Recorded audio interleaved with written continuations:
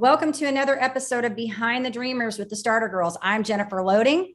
And I'm Brianna Drelis. And we are talking to the dreamers, the magic makers, the creators, and achievers.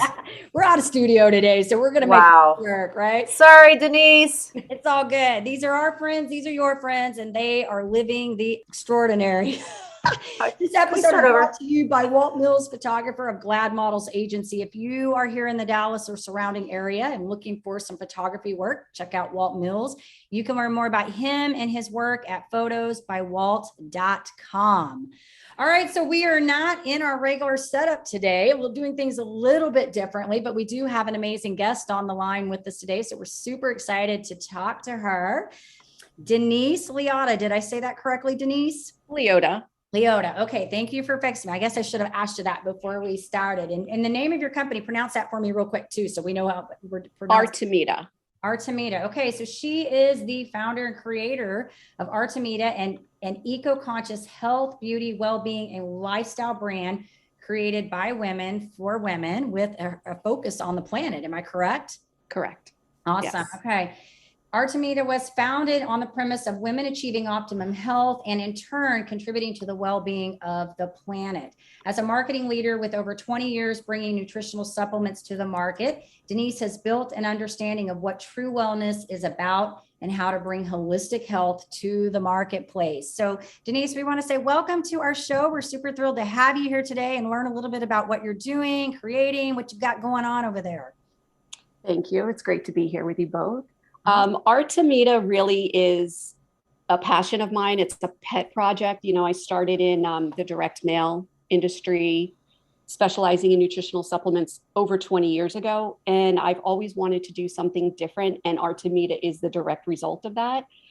I love everything about the company. I wish I could put more time into it. Seems like I'm spread so thin lately, and it seems to be getting worse. But the purpose of Artemida is a supplement that's not in a plastic bottle, because when I recently learned that only 9% of plastic is recycled, it blew my mind. It just completely blew my mind. And here I am, selling all of these vitamin bottles every year and contributing to that.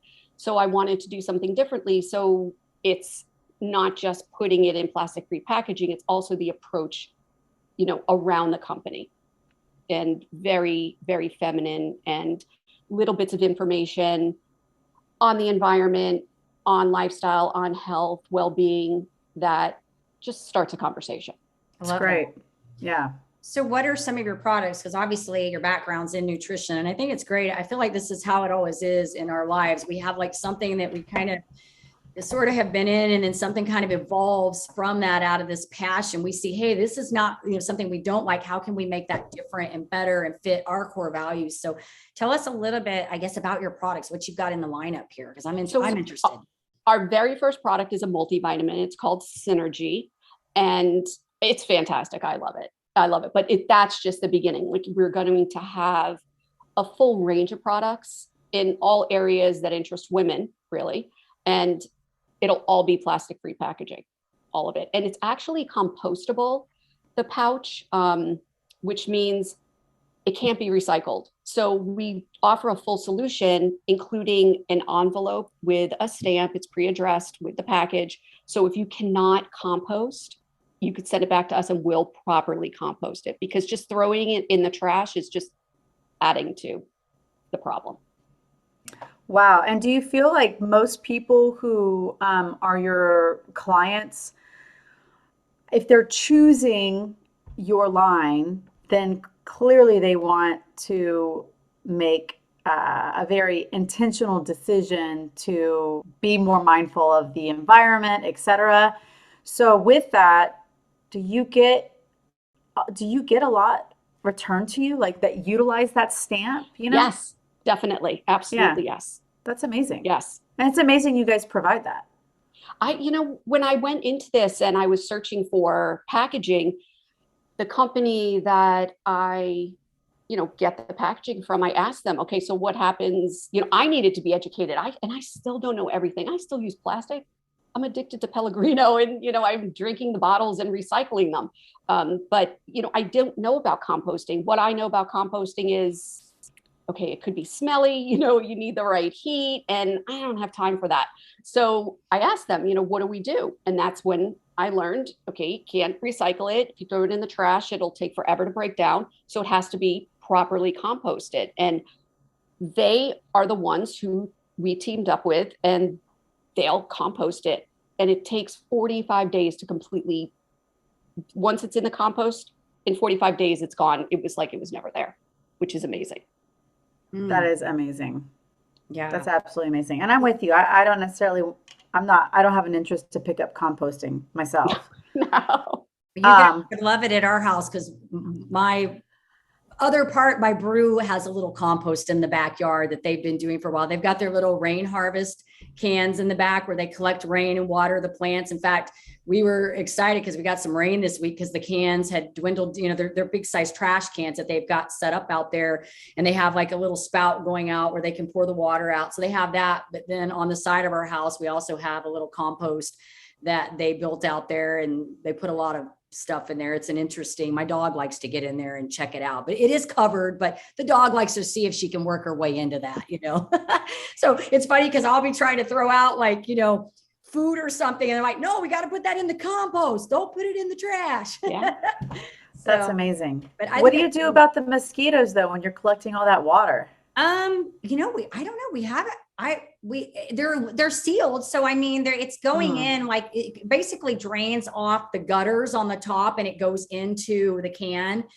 So they're sealed up. So honestly, haven't really noticed that there's like a bunch of mosquitoes hanging out over there. It's a good question. I just haven't, I don't know. Mosquitoes are out there. We don't have a lot of them right now. So I don't know, maybe when it gets hot again here, it'll be something, but I haven't noticed it. So.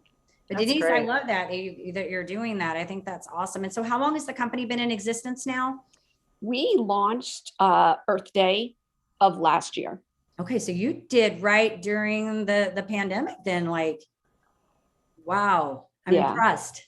Oh, because we've been working on Artemida, which seems like forever. And again, because it's, something I really love, but it doesn't pay the bills right now. Sure. So, it's how much time, and I'm really a one-person show. I have people, I work with, of course, but it's a lot of work, but I love it. So it's always the balance of how do I devote more time to it? And I've come to the conclusion, it's like, you just have to. That's something I wish I would have done sooner, but I'm also a very patient person, which adds to, that can wait, but completely. One thing I would have done is gotten it out sooner. That's one regret, but it's all good. I love it. But you hit on some really good points here. And for people that are going to be, listening in on this, you just hit different, I got to remember them all. One of them was just being consistent and persistent, right? You said patience. Yes.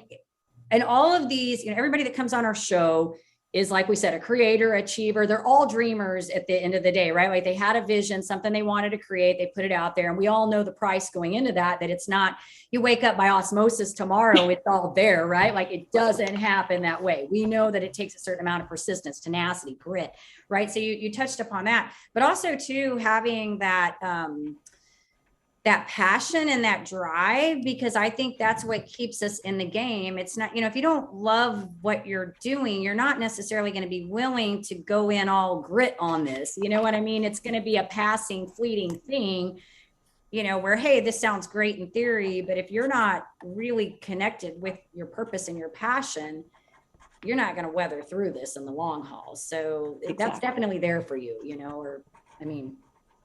it's why we do what we do, right? It's true. It's very true. Yeah. I love it. So I saw here on your, what did you have? I was going to jump in. Yeah, jump in. Another thing that I loved about what Denise said is how she wished she would have started sooner. And it just reminded me of that phrase or that idea that talks about you need to start before you're ready, because it's like, you're never going to be ready. It's like,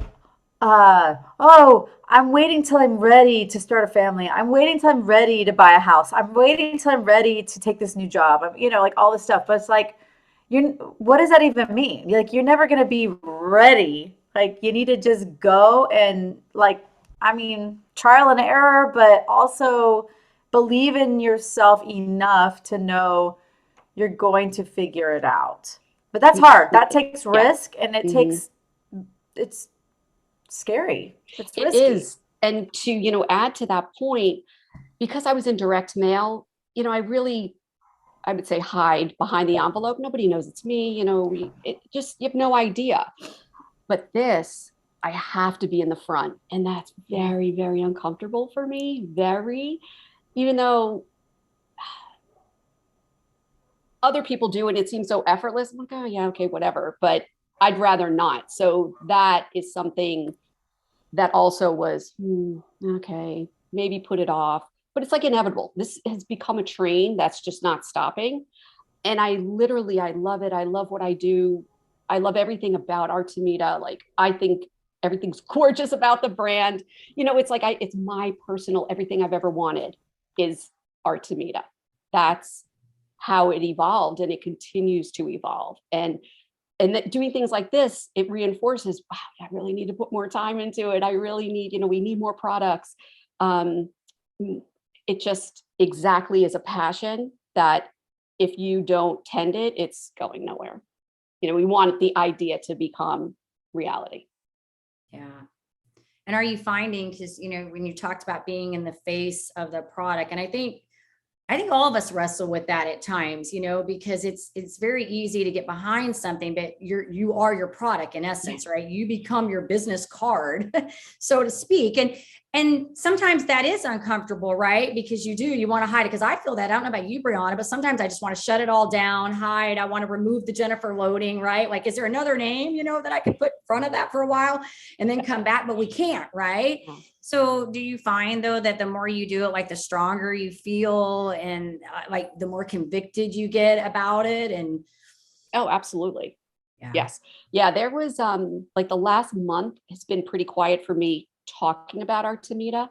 And I kind of like really didn't realize how much I missed it, and it's like, wow, this is exciting. I love this. I love to get out there and talk about it. But at the same time, it's like, wait, no, you don't. Yes, I do. Ultimately, I do.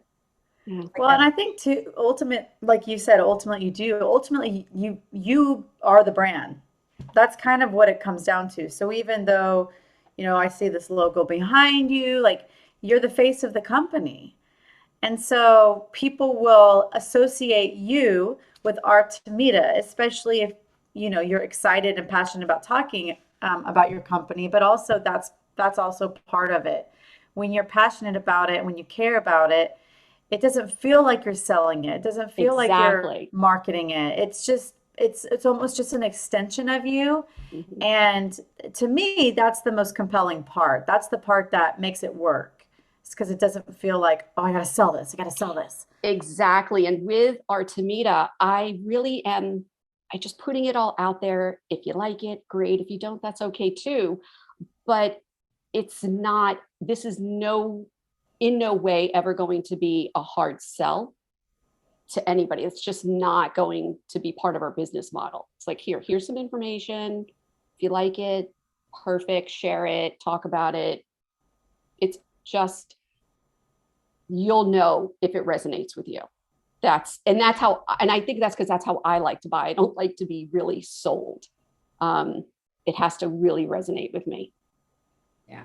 Well, and you're right. I mean, even because I came from the direct selling industry and was in that for 23 years. And we used to always talk about, people like to buy, but they don't want to be sold to. So Right. really, I think it gets down to when you find your right, when I'm working with clients, I talk about this, when you find your right niche of people, then you're not even really selling anymore to them anyways, because they're looking for that kind of stuff, right? Like, they're the people that want this. And when you're passionate about it, I don't feel like Brianna said, it just sort of becomes a part of who you are, your existence. And so you just talk about what you naturally love, right? It's no different than you buying a great pair of jeans and you call me up and you say, hey, I got these awesome jeans. You need to go check them out, right? Like, I'm not going to think you're pitching me a sell. I'm going to be thinking, hey, you like these jeans. You think I need to know about Exactly. it. Exactly. So yeah, I love it. I did want to bring up, because I saw here when I was reading your bio about this, the kids, you partnered up with a charity. So tell us a little bit about that. So Speak Up for Kids is a nonprofit that works with the courthouse, the court system, we're called guardian ad litems. And what we do is we are appointed by the court as a volunteer to advocate for children in foster care. And we work with, Department of Children and Families, we work with adoption agencies, and it's a matter of just making sure everybody's doing what they're supposed to. And if they're not, how can I come in and help facilitate to move things along or get what the child needs? And it's been the best thing I've ever done. Like, I wish more people would do it. I really do. I know so many people who would be amazing at it. And they, the biggest thing is, I don't have the time. I agree. But if you find that you're passionate about it, of course, you'll make the time. Yeah. We're women that are very talented at figuring out what we need to do. Right. I always say when it's important, we figure it out. That's right. That's right. I get it. That sounds very similar to CASA. Have you ever heard of CASA? Exactly the same thing. Okay, great. So it's it's another it's just a different name. Yeah. Certain states they have guardian ad litem, and certain states they have the CASA. Okay, great. Yeah, it's interesting. My sorority, Kappa Alpha Theta, that was our philanthropy, was CASA. So everything that Kappa Alpha Theta does on a national and international platform, all of that goes back to supporting and giving money and resources to CASA. So I think it's a really, really great partnership for you. Yeah, they're amazing. Really, it opens my eyes also to a lot of things I wouldn't necessarily be aware of. And then also to have appreciation for, never having been in that situation, or compassion for people going through it. It's really horrible, for Absolutely. everybody. And these children, it's just looking out for the best interest of the child. Exactly. Yeah. That's great. Very good. I had a question and then I'm sorry. I'm like, I don't know where it went. Where did it go? Well, I do have a question because we talked about a lot of things here. Really just, being the face of the business and then, having to do that. But I do want to touch upon having started last year, because you did start in the middle of this pandemic, even though you've been planning, for a while, and then you rolled it out. Any challenges that you found that maybe made this difficult, or do you feel like you just kind of came into this and it just kind of started falling into, not perfect, but into place the way it should be going?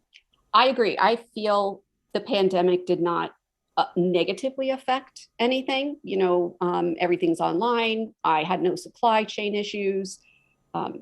There are supply chain issues now. Raw materials take forever. Packaging is behind. But not really horrible, thankfully.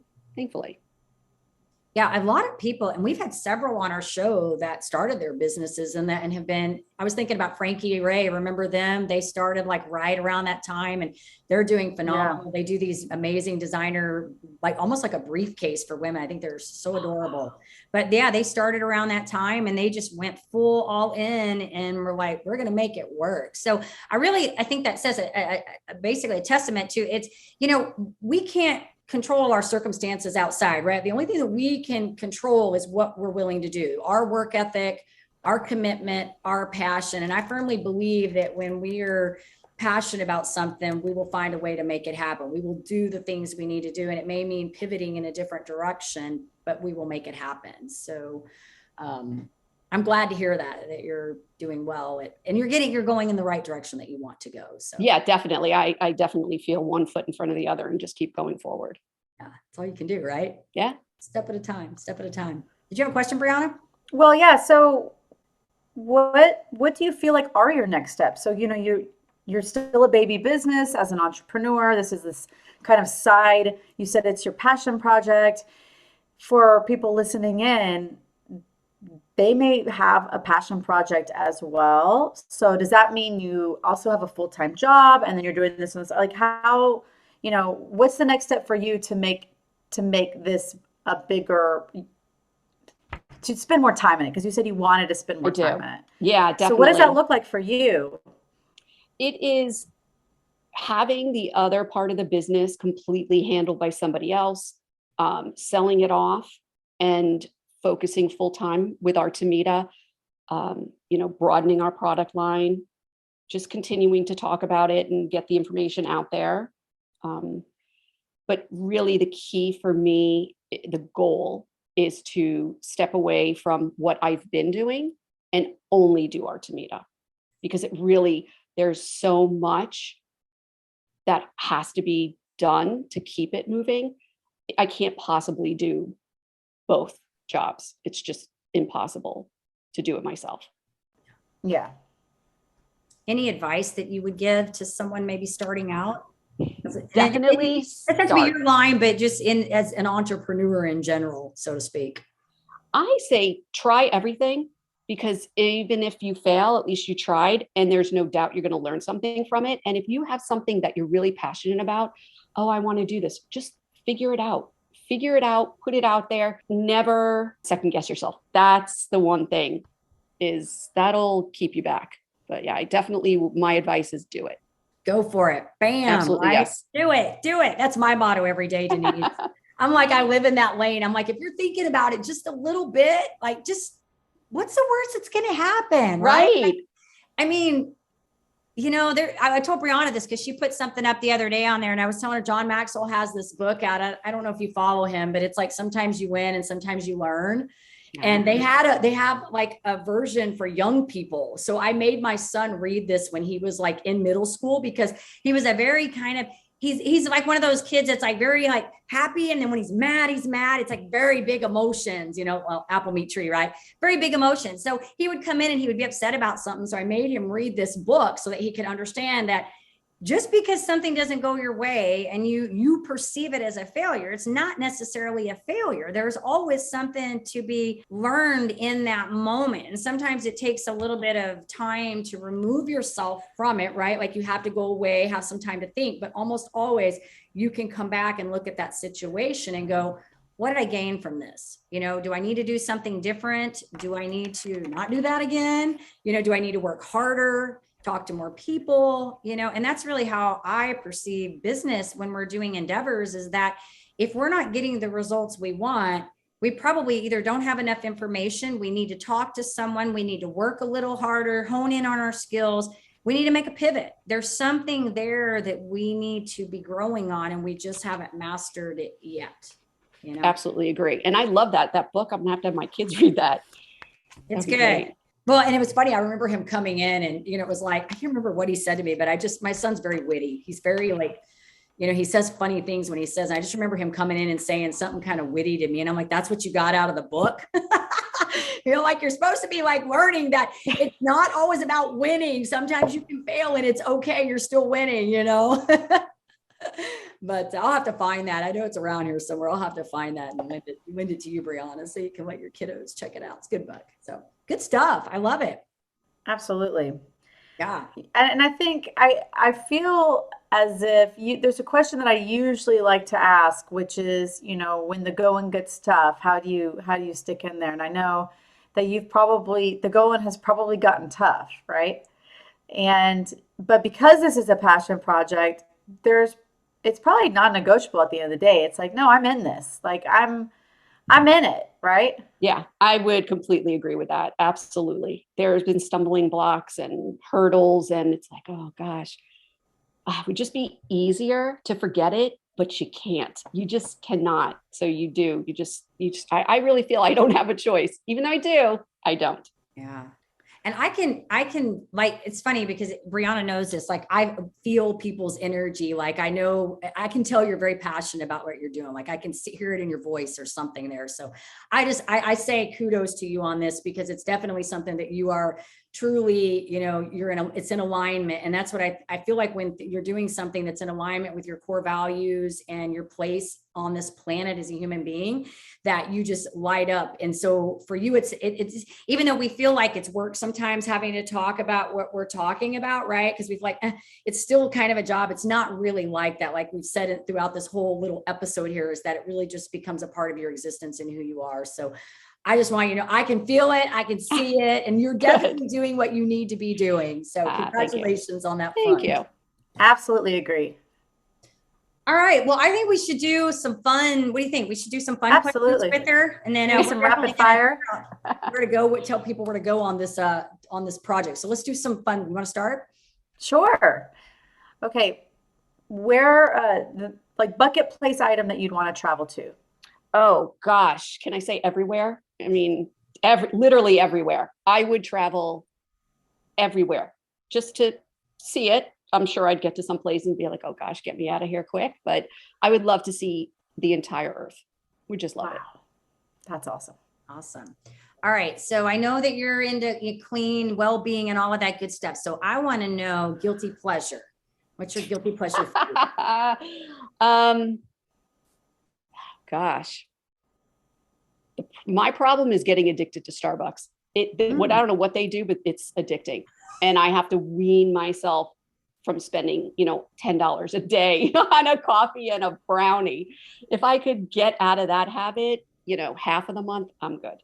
They know what they're doing. Oh man, I totally feel you on that. I got into like a mocha frappuccino addiction. Yeah, definitely. Yeah, it might still be there. Yeah, I think I'm gonna have to have one after this. For sure. I can just tempt you, Brianna. I'll be like, hey, I can get you to go meet. You want to go get a mocha frappuccino? That's right. Okay, but here's the thing. I have a Starbucks like card and it recharges itself. But I think, well, I've got a card. I'll just put it on the card, So it makes me feel like, oh, it's not coming out of my bank. I mean, it does come out of my bank account because when it gets to $5, it recharges $25. So, yeah. But you're not manually doing it, so it's as if you're not spending it. It's like I'm not spending it. That's right. You're so funny. Well, I'm not a coffee drinker, so I can't share that part with you, but my kids like Starbucks, so I totally get it. That's one thing I've never been a coffee drinker. And so I have just not had to worry about that one, but I feel like Starbucks knows exactly what they've got going on there. Oh, totally. Yeah, they do. Yeah. That's okay. Good. Are you choose one. Okay. Taco, pizza, sushi. Oh gosh. I'll go pizza. Any particular type? Just cheese. As long as it's a good cheese pizza, I'm all in. Love it. I can eat it cold, breakfast, doesn't matter. I love pizza. She's like, give me the pizza. Yes. All right. Here's a fun one we're gonna do. First concert you ever attended? Oh wow, that was Foreigner. Yeah. Ooh, it was nice. It was at a county fair in 1985. It was so much fun. That was fun. I was at a little dive over here by our house, and they had a band there called 8 Tracks. I don't know if you've heard of them, Brianna, but they do like all old rock 80s. Oh, I love that. Like Foreigner and all of those songs that, yeah. I'm pretty sure my buddy Rob is in 8 Track. I was gonna say, you probably know who they are. We had so much fun with them. And the girl that's like the lead singer was amazing. Yes. My husband saw them performing the other night. I actually know 2 of the band members. Okay. Well, how funny is that? See, it's really funny. I should have known. I'm going to tell them that you love them. That's great. Okay. Last question. Now this is kind of interesting. So get ready. Get your thinking cap on. Okay. If you could be a cartoon character or a superhero for a day, what would you be? Who would you be? Well, I'd have to, there's a lot to choose from for sure, but I'll go Superman. I love it. I like that he could see through things, he could fly, and you don't know he's Superman. You just, regular person walking down the street, superhero. He seems pretty quick too. Pretty and he's smart. Calm. I like that, Yeah, I could totally see it, Denise. I could see it happening. It's one of my favorite questions. And sometimes I like that you brought that up, Brianna, because we used to ask that all the time at the end of the show. And it's so fun because it breaks away like all the seriousness of our podcast. Because now we're like, you got to pick a superhero or character. But I think it's so fun what people pick for their character, like who they come up with. So I think that is so awesome. I love it. I did too. I think I'm going to go change into my suit and go get a Starbucks. That's what I'm going to do. Yeah.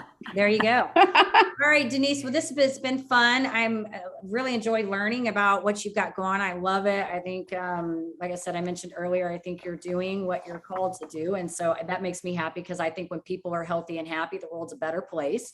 But if our listeners wanted to go learn a little bit of, more about you, your company, where do we want to send them? So they could find us at artemida.love. Okay. That's and we'll our make website. sure too, when this goes out, that we'll put the link in there so that everybody knows where to go and how to find you and all that good stuff. Great. So our audience, go check it out, look at the products, learn a little bit more about it. And if it speaks to you, give it a try, right? Absolutely. Okay, and I have a parting thought for us. The parting thought is from Paulo Coelho, the alchemist, from The Alchemist. When you want something, all the universe conspires in helping you to achieve it. So there you go. Paulo. All right. That's Coelho. awesome. I've heard that one. Paul, is that what it is? Paulo, Paulo, Paulo. But his last name is what I'm struggling with because it looks like it's Coelho, Coehlo from The Alchemist. I've seen that name before. I think I've probably read some quotes from that before. I need to look it up because I feel like that name sounds very familiar. All right. And so what do I say? In order to live the extraordinary, you must start, and every start begins with a decision, right? All right, you guys, take care, be safe, and be kind to one another. We will see you next time.